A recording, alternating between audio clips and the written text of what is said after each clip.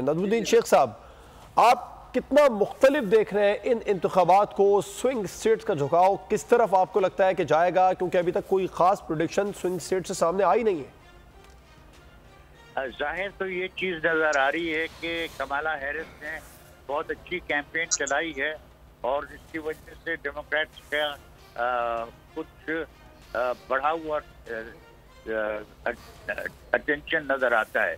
लेकिन middle America जो है वो ट्रंप के साथ होगी, क्योंकि मुझे लगता है कि हम भूल रहे हैं कि मिडिल अमेरिका में अब एक तशवीश पाई जाती है कि हमारे यहाँ माइग्रेशन बहुत हो रही है और हम चाहते हैं कि अमेरिका को वाइट रखा जाए।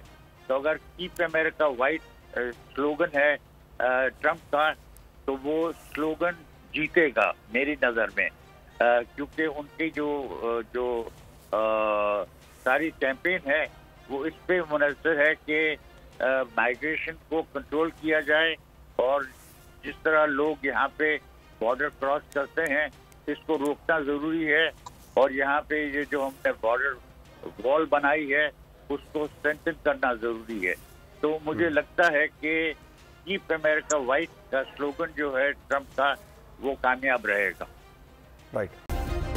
सब्सक्राइब करें और बेल दबाएं ताकि कोई खबर रह न जाए।